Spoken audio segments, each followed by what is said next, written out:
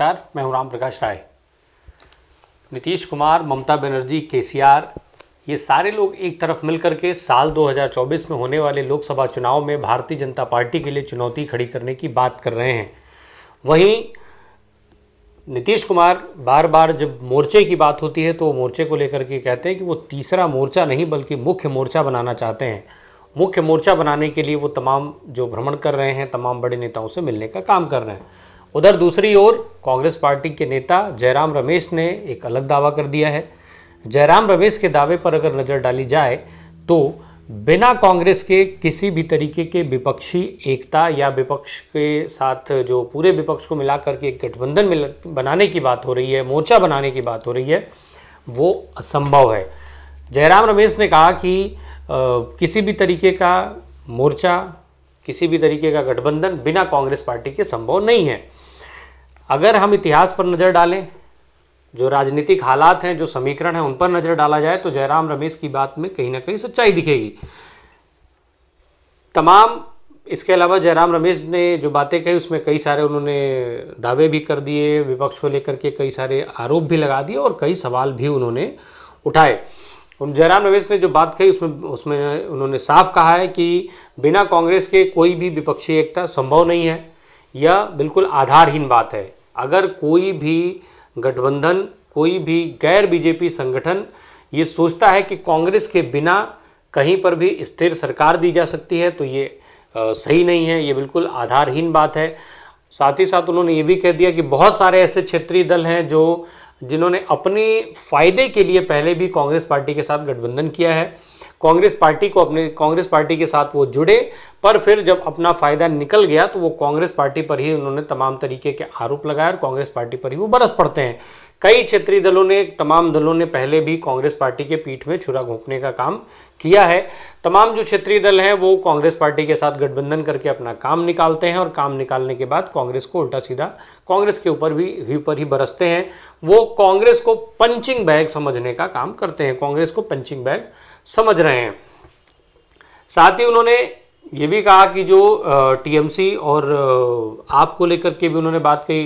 उन्होंने टीएमसी के लिए कहा कि भाई, पहले उन्होंने आम आदमी पार्टी की बात करें तो आम आदमी पार्टी के लिए जयराम रमेश का ही बिल्कुल साफ कहना था कि आम आदमी पार्टी जो है वो कई बार पहले भी कह चुके हैं कि भारतीय जनता पार्टी की ही बी टीम है। वहीं टीएमसी की बात करें तो उन्होंने कहा कि टीएमसी के बारे में मैं ज़्यादा कुछ नहीं कह सकता, हालांकि उनके नाम में ही कांग्रेस है। और साथ ही साथ उनका जो आरोप था कि तमाम दलों ने कांग्रेस का फ़ायदा उठाया, पर फिर उसके बाद जो है कांग्रेस के साथ जिस तरीके की उन्होंने जो व्यवहार किया वो सही नहीं है। और कांग्रेस जो है वो गठबंधन की राजनीति में एक ऐसा बड़ा हाथी है जिससे कोई किनारा नहीं कर सकता।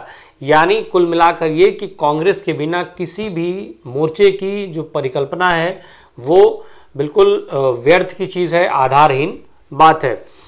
एक तरफ नीतीश कुमार ये कहते हैं कि वो मुख्य मोर्चा बनाना चाहते हैं, दूसरी तरफ टीएमसी की ममता बनर्जी पहले इस प्रयास को कर चुकी हैं। आम आदमी पार्टी और तृणमूल कांग्रेस पहले ही जो है वो कांग्रेस को गठबंधन में शामिल करने का विरोध करते रहे हैं। वो कई सारे आरोप लगाते हैं, कई सारे आरोपों को लगा करके, और वो ये कहते हैं कि इस गठबंधन में कांग्रेस के लिए जगह नहीं है, कांग्रेस को उस गठबंधन में वो शामिल नहीं करना चाहते हैं। अब सवाल ये उठता है कि जब कांग्रेस इस गठबंधन में नहीं रहेगी तो फिर शीर्ष जो हम राष्ट्रीय स्तर की जब बात करते हैं लोकसभा चुनावों के मद्देनज़र तो नेतृत्व को लेकर के एक बहुत बड़ा सवाल उठने लगता है। जो तमाम क्षेत्रीय दल हैं उसमें कई सारे ऐसे नेता हैं जो खुद को विकल्प के रूप में प्रस्तुत कर रहे हैं, चाहे वो नीतीश कुमार हो, चाहे वो ममता बनर्जी हो, चाहे वो केसीआर हो।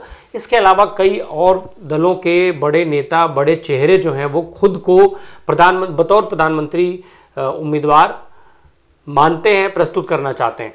पर सवाल ये उठता है कि उन नेताओं की स्वीकार्यता कितनी है। दूसरा, अगर गठबंधन बन भी जाता है तो जब ये सारे क्षेत्रीय दल अगर एक प्लेटफॉर्म पे किसी भी तरीके से आ भी जाते हैं तो ऐसे में फिर से इस गठबंधन के चेहरे को लेकर के जिस आधार बनाने की बात की जाती है कि चेहरे को, जो इस गठबंधन का चेहरा कौन होगा, ये एक बड़ा सवाल फिर से निकल करके सामने आ जाता है। अब इन तमाम सारे जो दावे हैं जो क्षेत्रीय दलों को लेकर, जो क्षेत्रीय दल गठबंधन बनाने की बात कर रहे हैं, चाहे वो नीतीश कुमार हो, केसीआर हो, ममता बनर्जी हो या कोई भी दल हो, आम आदमी पार्टी हो, तो इन दावों के बीच में एक चीज़ जो जयराम रमेश की तरफ से जो दावा आया है वो भी एक बड़ी चीज़ है।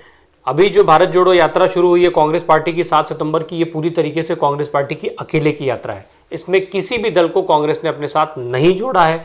इसका एक मतलब ये भी निकल करके आता है कि कांग्रेस पूरी तरीके से देश में एक राजनीति को फिर से बदलने के लिए कमर कस चुकी है। वो या तो अकेले अपने दम पर राजनीति को बदलने का प्रयास कर रही है, या फिर उसका ये मोटिव हो सकता है कि जो गठबंधन हो उस पूरे गठबंधन की अगुवाई वो करे। सही मायने में कांग्रेस जो है या तो अकेले इस राजनीति में भारतीय जनता पार्टी और प्रधानमंत्री पद के लिए जो चेहरे हैं उनके, जो वर्तमान प्रधानमंत्री नरेंद्र मोदी का सामना करने के लिए तैयारी कर रही है, या फिर वो गठबंधन की अगुवाई कर रही है। कुल मिलाकर ये कि जो दावा जयराम रमेश की तरफ से हुआ है, उस दावे के हिसाब से ये जो तीसरा मोर्चा जिसकी बात कर रहे हैं या मुख्य मोर्चा की बात कर रहे हैं, वो कांग्रेस ही उसकी अगुवा हो सकती है और तभी इस मोर्चे का सकारात्मक परिणाम आ सकता है। वहीं दूसरी तरफ भले ही भारत जोड़ो यात्रा के सहारे कांग्रेस पार्टी अपने आधार मजबूत करने में लगी है, अपनी खोई हुई जमीन वापस पाने में लगी हुई है, पर कांग्रेस की गुटबाजी, जो तमाम बड़े नेताओं का छोड़ करके आना जाना, और इसके अलावा जो G23 के नेता हैं, ये सारे उनके लिए मुसीबतें खड़ी कर रहे हैं। फिर चाहे वो G23 के नेताओं के बयान हो, G23 के नेताओं का पार्टी छोड़ करके जाना हो, या कांग्रेस के दूसरे बड़े चेहरों का पार्टी छोड़ करके जाना हो। इसके अलावा राजस्थान में अशोक गहलोत और सचिन पायलट जैसे नेताओं के बीच जो मनमुटाव चल रहा है और जो झगड़े अक्सर समय समय पर सार्वजनिक होते रहते हैं, तो ये सारी जो चीज़ें हैं वो कांग्रेस के इस बढ़े हुए टेम्पो को कहीं ना कहीं नीचे करने की कोशिश करते हैं। अब इसको भी लेकर के तमाम सारे आरोप लगते हैं। तमाम G23 के नेताओं को लेकर के आरोप लगता है कि ये भाजपा के इशारे पर काम कर रहे हैं, तो ये व्यक्तिगत लाभ के लिए काम कर रहे हैं, तो ये भाजपा में जाना चाहते हैं। दूसरी तरफ भारतीय जनता पार्टी जो है वो लगातार 2024 के चुनाव को लेकर के और क्षेत्रीय स्तर से लेकर के और राष्ट्रीय स्तर तक प्रयास में लगी हुई है। तमाम जिन क्षेत्रों में भारतीय जनता पार्टी पिछड़ी हुई थी, उन क्षेत्रों में भारतीय जनता पार्टी अलग अलग बड़े बड़े नेताओं और बड़े नेताओं के सहारे जो है वहाँ पर अपना जनाधार बढ़ाने में लग गई है। वो लगातार इस दिशा में प्रयास कर रही है कि किस तरीके से वहाँ जो नेता हैं जिनको वहाँ पे स्वीकार किया जा सकता है वो वहाँ पर जाएं, कैंप करें, लोगों से मिलें। फिर इसके अलावा जो उनका मातृ संगठन है RSS, वो अलग से प्रयास कर रहा है। तो ऐसे में कांग्रेस पार्टी को ना केवल भारतीय जनता पार्टी से लड़ना है, बल्कि उसको विपक्ष से भी लड़ना पड़ रहा है। साथ ही साथ ये भी सच है कि अगर कांग्रेस पार्टी और जयराम रमेश के दावे की बात की जाए, जयराम रमेश का जो दावा है उसके हिसाब से देखा जाए, तो फिर कांग्रेस पार्टी जो है वो नीतीश कुमार, ममता बनर्जी और केसीआर ऐसे जो तमाम नेताओं का सपना है, उन नेताओं पर पानी फेरती हुई दिखाई दे रही है। ऐसे में कई तरीके के दावे किए जा रहे हैं। तमाम क्षेत्रीय दल अपने लिए अलग अलग दावे कर रहे हैं, अलग अलग रणनीतियाँ बना रहे हैं। रणनीतियों को लेकर के कई तरीके के अलग दावे किए जा रहे हैं। क्षेत्रीय आधार पर तमाम तरीके के प्रयास क्षेत्रीय दलों द्वारा किए जा रहे हैं। लेकिन एक सत्य ये भी है कि चुनौतियां कम नहीं हैं, चुनौतियां बहुत ज़्यादा हैं। ऐसे में देखना ये होगा कि इन चुनौतियों के लिए ये जो विपक्ष है वो साझे गठबंधन के रूप में कितनी जल्दी से जल्दी आ सकता है, कितनी जल्दी से जल्दी वो कॉमन मिनिमम प्रोग्राम जिसकी बात शरद पवार ने की थी, उस कॉमन मिनिमम प्रोग्राम को फाइनल करके और एक चेहरे पर सहमति जता पाते हैं। आने वाले समय में ये पता चलेगा कि इन दावों के सापेक्ष, इन रणनीतिक दावों के सापेक्ष इस विपक्षी एकता के लिए गठबंधन या तमाम दलों के द्वारा कितना काम किया गया, दावे सच्चाई में क्या, उन दावों की जो हकीकत है वो क्या है, और साथ ही साथ इन दावों के लिए ज़मीनी स्तर पर कितना काम हो पाया है। धन्यवाद।